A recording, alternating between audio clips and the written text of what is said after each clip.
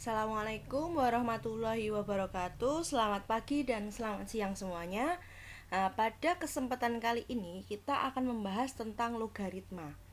Nah, apa yang akan kita pelajari yakni nanti tentang definisi logaritma dan juga sifat-sifat logaritma. Tapi sebelum kita ke logaritma, mari kita mengingat dulu apa itu fungsi eksponen. Nah, sudah ingat kemarin fungsi eksponen contohnya seperti apa? Nah ya, tentang virus ya, ada virus, perkembangan virus. Mula-mula sekian kita diminta untuk menentukan rumus ya, fungsinya, lalu membuat grafik. Dan ada pertanyaan seperti ini. Pada saat, misal itu perkembangannya setiap jam ya, setiap beberapa jam, lalu pertanyaannya gini, berapa banyak virus pada jam kesekian? Jam ke-5, jam ke-10. Ya nggak, kemarin kayak gitu ya pertanyaannya ya. Oke, di fungsi eksponen seperti itu. Diketahui virus sekian perkembangannya bagaimana, lalu kita nyari fungsinya. Setelah nyari fungsinya, kita diminta menentukan banyak virus pada jam kesekian itu berapa. Nah, sekarang kita lihat ke fungsi logaritma. Ada eksplorasi 1.4. Di sini suatu koloni bakteri terdiri dari 2000 bakteri yang akan membelah diri menjadi 2 setiap jam. Nah, setiap 1 jam ya. Pertumbuhan bakteri tersebut dia mengikuti fungsi eksponen ini. Fx sama dengan 2000 kali 2 pangkat x. Nah, jadi kalau kemarin kan misal belum ada fungsinya, kita nyari dulu fungsinya. Nah, di sini sudah ada. Jadi sudah disediakan fungsinya, kita nggak perlu nyari fungsinya lagi. Nah, pertanyaannya, berapa lama waktu yang dibutuhkan sehingga koloni bakteri tersebut berjumlah 64.000 bakteri? Lalu, berapa lama waktu yang dibutuhkan sehingga koloni bakteri tersebut mencapai 100.000 bakteri? Nah, apa yang dapat kalian pikirkan ketika kemarin fungsi eksponen seperti itu? Lah, sekarang logaritma seperti ini. Apa yang membedakan? Oke, kalau kemarin di fungsi eksponen ditanya ketika jam sekian banyak bakterinya berapa. Lah kalau sekarang ketika bakterinya jumlahnya sekian itu ada di jam keberapa? Berapa lama waktunya? Nah, berarti apa? Fungsi eksponen dan fungsi logaritma ini saling apa? Kalau yang eksponen itu pada saat jam kesekian berapa jumlah bakterinya atau jumlah koloninya. Lah kalau di fungsi logaritma ketika jumlah bakterinya sekian itu ada di jam keberapa. Nah, berarti fungsi eksponen dan fungsi logaritma itu saling apa? Coba kita lihat lagi. Nah, jadi pertumbuhan koloni saat jam ke 0 ya, mula-mula 2000, otomatis dia jadi 4000, jadi 8000, yang ketiga berarti jadi 16000, keempat jadi ya 32000, dan yang kelima jadi 64000. Yang keenam, 128.000.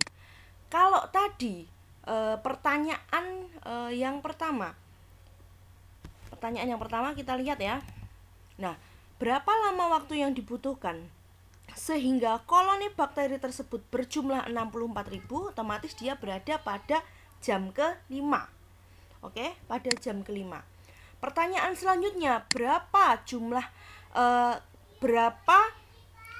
waktu yang dibutuhkan agar koloni tersebut mencapai 100.000 bakteri. Nah, berarti kan dia berada di antara jam ke-5 dan jam ke-6 ini ya.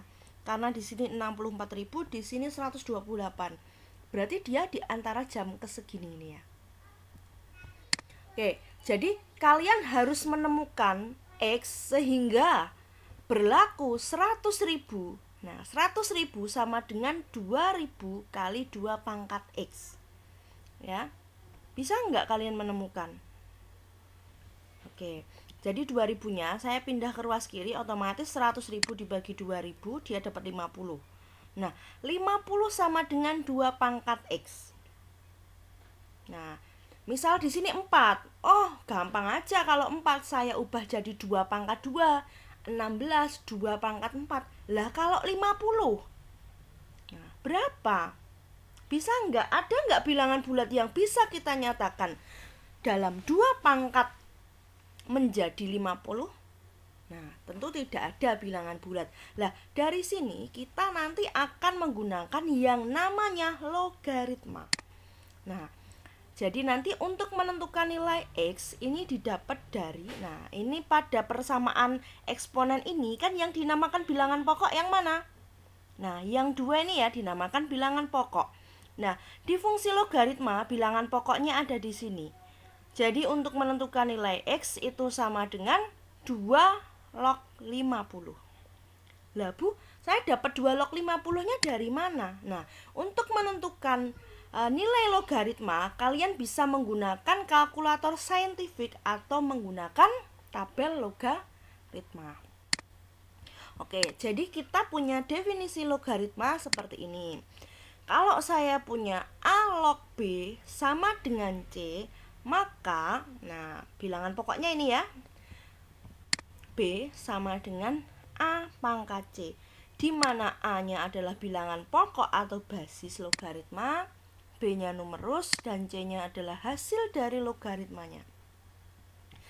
Jadi, logaritma itu saling inverse atau saling kebalikan dari fungsi eksponen. Oke, yang di awal tadi sudah kita sampaikan. Oke, lanjut, kita lihat contoh bentuk eksponen dan logaritma. Misal di sini ada bentuk eksponen, nanti yang sebelah sini, yang di sini adalah logaritma. Kita lihat yang pertama. Kalau saya punya 2 pangkat 5 sama dengan 32, maka bentuk logaritmanya bagaimana? Nah, kalian lihat dulu, ini bilangan pokoknya siapa ya? 2. Oh, berarti di sini adalah 2 log. Nah, 2 log apa? Nah, 2 log 32 sama dengan 5. Oke, nah ini yang pangkatnya jadi di sini. Bisa dipahami ya?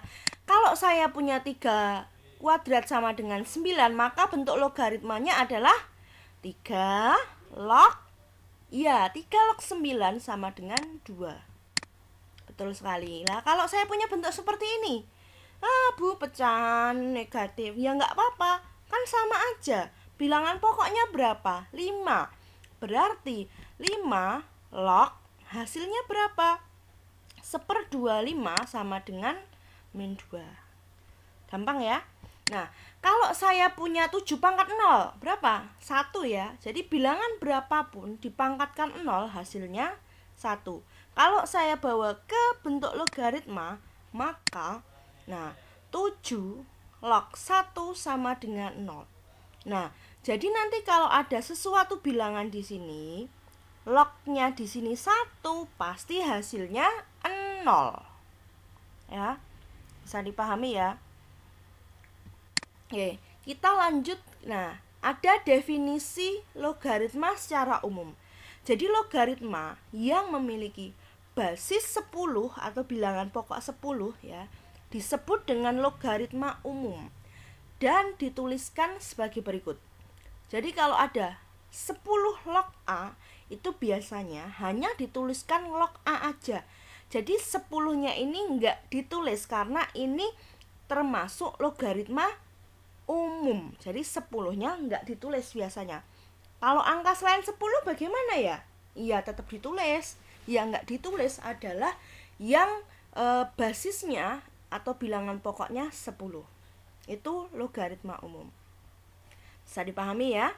Nah, kita lanjut ke sifat-sifat logaritma. Misal, A positif, A tidak sama dengan 1, B positif, C positif, M tidak sama dengan 1, di mana A, B, C, M, N adalah bilangan real. Maka berlaku sifat yang pertama. A log A sama dengan 1. Ya, A log A sama dengan 1. Berarti, nah, kalau di sini sama, dia hasilnya pasti 1. Contoh, 2 log 2 sama dengan 1. Oke, bisa dipahami ya? Nah, ini A-nya dia lebih dari 0 loh ya. Kalau negatif, nah, bisa. Nomor 2, A log 1 sama dengan 0. Ya, seperti apa yang saya katakan tadi, ketika ada suatu angka lognya 1, pasti hasilnya 0. Sebagai contoh, 5 log 1, dia hasilnya 0. Yang ketiga, ada A log A pangkat N, maka hasilnya adalah N. Jadi N-nya di sini turun, ya N turun. A log A kan 1 ya, berarti N kali 1. Ya N itu kalau di sini sama berarti cuman pangkatnya aja. Contohnya seperti 3 log 3 pangkat 4 hasilnya 4. Lanjut ke sifat berikutnya. Kalau ada A log B kali C di perkalian ini bisa kita jabarkan jadi penjumlahan. Jadi A log B ditambah A log C. Contohnya seperti ini. Oke. Begitu halnya dengan pembagian. Nah, kalau pembagian otomatis dia kalau dijabarkan jadi pengurangan. Contohnya sama kayak gini juga. Jadi pengurangan. Oke, bisa dipahami ya. Lanjut ke yang nomor 6. A log B pangkat N, maka N-nya turun ya. N kali A log B. Contoh, 2 log 3 pangkat 5, maka akan sama dengan 5. Jadi 5-nya turun dikali 2 log 3. Sifat logaritma yang berikutnya. Jadi kalau ada A log B sama dengan M log B per M log A, maka sama dengan 1 per B log A juga. Maksudnya apa? Nah, kalian lihat yang ini sama ini dulu. Nah, kalau ini diubah bilangan seper berarti ininya dibalik ya. B log A. Nah, sedangkan ini kalau diubah jadi pecahan B log titik-titik log B per titik-titik log A. Jadi ini yang B, ini yang A. Siapa M? M adalah sembarang bilangan ya yang ada di sifat tadi. Nah, M-nya adalah bilangan positif lebih dari 0, tapi dia tidak sama dengan 1. Jadi berapapun bilangannya boleh, yang penting nanti tidak 1 dan lebih dari 0. Oke? Nah, contohnya seperti ini.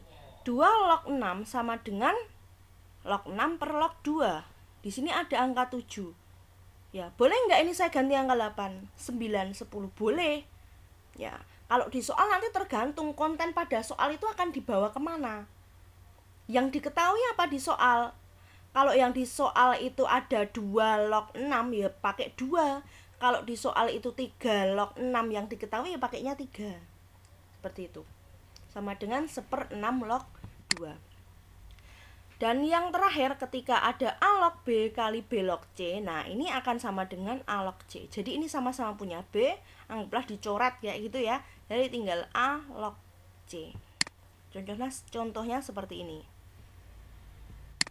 Nah, contoh ada sederhanakan bentuk logaritma ini. Nah, otomatis di sini penjumlahan bilangan pokoknya sama ya, 2, bilangan pokoknya sama 2. Penjumlahan bisa kita jadikan 1 menjadi perkalian. Ya, sama dengan 16 kali 8. 2 log 16 kali 8. 16 kali 8 berapa? Oh, 128. 2 log 128.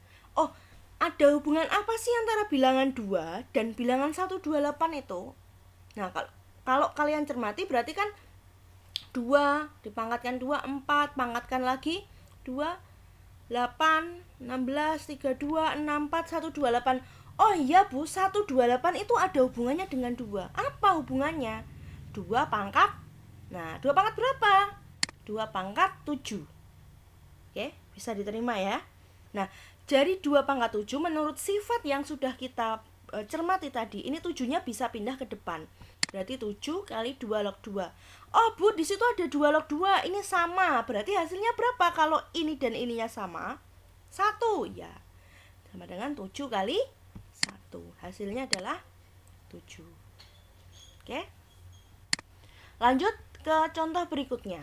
Nah, jadi Arif menabung uangnya di bank sebesar 3 juta dan mendapatkan bunga sebesar 5% per tahun. Nah, berapa lama Arif harus menyimpan uang di bank agar tabungannya tersebut menjadi 3 kali lipat dari tabungan awal? Oke, berarti jadi berapa? Nah, jadi 9 juta. Kalau Arif menginginkan uangnya yang di bank itu jadi 9 juta, maka Arif itu harus menyimpan uangnya di bank selama berapa tahun? Kayak gitu ya. Oke, kita lihat. Jika MO-nya adalah modal awal, M0 maaf, lalu MT misal modal setelah menabung selama T tahun, lalu ada I-nya bunga per tahun, maka berlaku Modal setelah menabung selama tahun itu diperoleh dari modal awal dikali 1 plus bunga per tahunnya pangkat T. Nah, ini kan hampir sama kayak kemarin waktu di pertumbuhan ya. Nah, kemarin kan saya berikan MN sama dengan M0 1 plus P pangkat N ya. Nah, ini kalau T ya sesuaikan T, kalau X ya sesuaikan aja X. Kayak gitu. Bisa dipahami ya? Nah, jadi ketika pakai ini, M0-nya berapa? M0-nya 3 juta. I-nya berapa? Bunga per tahunnya 5%, berarti berapa? 0,05. Nah, pangkat T. Nah, MT, modal setelah menabung selama T tahun. Berapa tuh tadi yang diinginkan? Nah, 3 kali lipat. Berapa berarti? Nah, 9 juta ya. Nah, kita pertama masukkan ini dulu. Lah, tadi kan menginginkan 3 kali lipat, berarti di sini tak tulis 9 juta ya. 9 juta sama dengan ini. Nah, ini pindah ke ruas kiri, berarti 9 juta dibagi 3 juta. Berapa? Nah, jadi mari kita menentukan berapa lama Arif harus menyimpan uangnya di bank. Nah, ini saya bagi, berarti tinggal, nah otomatis ini ya, 1 ditambah 0,05, berarti dia dapat 1,05. Ini 9 juta dibagi 3 juta, dia dapat 3. Nah, apakah 3 ini bisa kita jadikan bilangan 1,0 pangkat T? Pangkat berapa? Nah, kita kan nggak tahu, susah. Makanya di sini kita menggunakan logaritma. Nah, bilangan pokoknya berapa? Oh, bilangan pokoknya adalah 1,05. Nah, kita kan mau nyari nilai T ini ya. Berarti T sama dengan 1,05 log 3. Nah, kayak gitu boleh, atau menggunakan seperti ini. Jadi di sini kita buat logaritma semua. Jadi ada 10 log 3 sama dengan 10 log 1,05 pangkat T. Oke. Nah, menurut sifat logaritma, kalau ada A log B pangkat N, maka nilainya kan N-nya turun ya. N sama dengan N kali A log B. Jadi dari sini kita bawa ke bentuk ini. Log 3 sama dengan T kali log 1,05. Nah, jadi T-nya sendiri diperoleh dari log 3 dibagi dengan log 1,05. Nah, kita ceknya di kalkulator saintifik atau di tabel logaritma. Log 3 itu berapa? Log 1,05 berapa? Nah, kita cross check di tabel atau kalkulator. Nah, nilainya ini. Setelah ketemu nilainya ini kan tinggal kita bagi aja ya. Tinggal bagi ketemunya ini. Nah, jadi dapat disimpulkan bahwa Arif membutuhkan waktu 22,5 tahun agar tabungannya menjadi 3 kali lipat. Oke, bisa dipahami ya? Oke, kalau sudah, nah silahkan kalian bisa mencoba latihan 1.5 pada buku paket kalian halaman 27 nomor 1, 2, dan 3. Nah, pada pertemuan selanjutnya kita akan mengadakan asesmen penilaian ya. Oke, atau ulangan. Jadi selamat belajar, selamat mencoba. Nah, tapi sebelum nanti ke asesmen kita akan mengulang bahas nomor ini ya, bahas soal ini, dan mungkin kalau ada materi yang menurut kalian mau ditanyakan juga boleh, silahkan. Oke, sekian pembelajaran kita pada hari ini. Semoga apa yang kita pelajari bermanfaat. Sekian dari saya. Wassalamualaikum warahmatullahi wabarakatuh. Selamat pagi dan selamat siang semuanya.